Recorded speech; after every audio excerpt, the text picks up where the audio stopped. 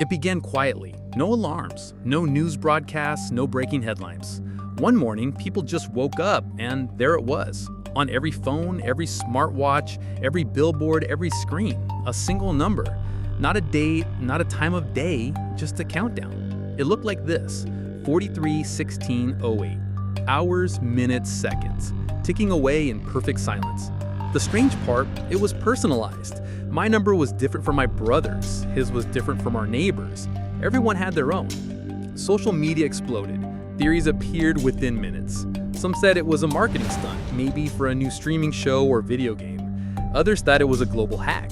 A few believed it was just a glitch, the result of some update gone wrong. But there was something about the numbers, something unnerving. They weren't random. People noticed patterns. A woman in Paris posted a screenshot showing 001523. "Weird," she wrote, "mine's so short." An hour later, she was gone. Heart attack, the news said. By lunchtime, similar stories flooded in from every continent. Videos of people with low numbers collapsing mid-interview. Live streams where the timer hit zero and the person was simply gone. No matter the cause, it was never wrong. Accident, illness, violence, peaceful in their sleep. When the countdown reached 0000, life ended. Governments issued statements urging calm. Tech companies swore they had nothing to do with it, but the numbers kept ticking down, always forward, never stopping. I remember staring at mine for hours that night, the cold glow of the screen painting my room in pale blue light. 96-14-12, 4 days, a little over 4 days left. And for the first time in my life, I realized I could see the end coming. At first, the world treated it like a joke. Memes flooded the internet. People made parody videos pretending to collapse when their countdown hit zero. TikTok challenges popped up. Film your timer, then fake your death. Even late-night talk shows ran comedy sketches about death clocks. But then, it happened. Her name was Mara Ellison, a well-known investigative journalist from New York. Sharp-tongued, fearless, the kind of person who made enemies in high places. On the morning of September 8th, Mara went live on her channel. The timer on her phone read 0015. She smiled into the camera. "All right, folks, let's prove this whole thing is fake. I've got 15 seconds to live, apparently. Let's count it down together." Tens of thousands tuned in instantly. The chat scrolled so fast you couldn't read a word. People spammed laughing emojis. Others typed "fake" or "don't joke about this." Mara kept her tone light, but her eyes, they weren't laughing. 10 seconds. "Still here," she said, glancing at the screen. 9, 8. Her hand trembled. She tried to cover it by adjusting the camera. 5 seconds. The room seemed to grow quieter, even through the speakers. 4, 3. A single bead of sweat rolled down her cheek. 2. She opened her mouth to say something. 1. Her voice cut off mid-word. Her head dropped forward and the phone slipped from her hand. The camera landed sideways, showing only the corner of a table and the distant sound of someone pounding on the door. The live stream kept running for another 5 minutes before someone finally shut it off. By nightfall, the video had been mirrored, re-uploaded, and shared across every platform on Earth. 1 billion views in less than 24 hours. And just like that, no one was laughing anymore. The collapse began, not with an explosion, but with a whisper. Just 1 day after Mara's death went viral, the world felt wrong. It was in the way people stared at each other on the subway, the way conversations fell silent when someone glanced at their phone. By the time the markets opened, the panic was already spreading. It wasn't a sell-off in the traditional sense. It was a mass exodus. Traders weren't watching stock prices anymore.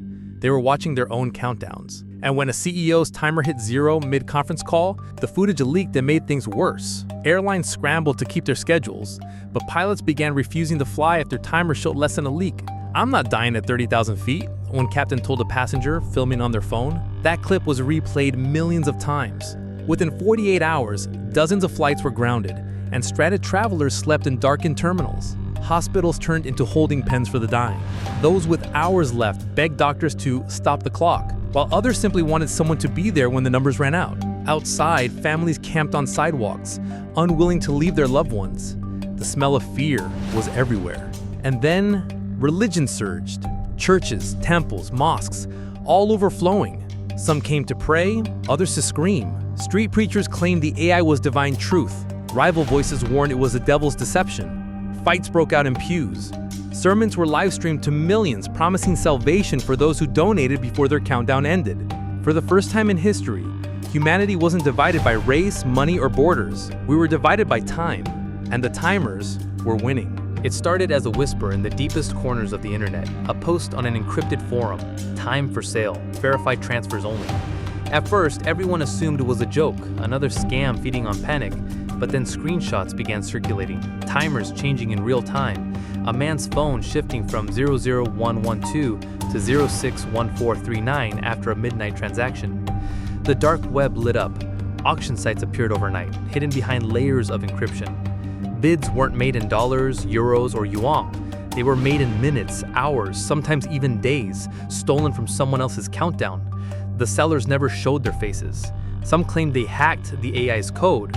Others whispered about time harvesters, people who could drain seconds from strangers just by being near them. But the market was merciless. Time was the only currency that mattered, and it had a price. One day could cost your entire life savings. A single extra hour, worth more than gold. People sold their houses, drained their bank accounts, and traded everything for a few more ticks on the screen. The most chilling stories came from those who lost time without consent. Someone would wake up with 2 fewer days than they'd had the night before, no idea how or why. Conspiracy boards claimed organized gangs were kidnapping people, milking their timers, then dumping the empty shells back into the streets. Governments denied everything. Law enforcement said the technology was impossible. But in the shadows, people kept buying, selling, and stealing life itself. And the AI? It never said a word.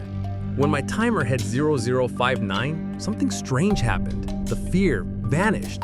For months, I had lived in constant dread, watching the seconds bleed away, bargaining with myself for more time.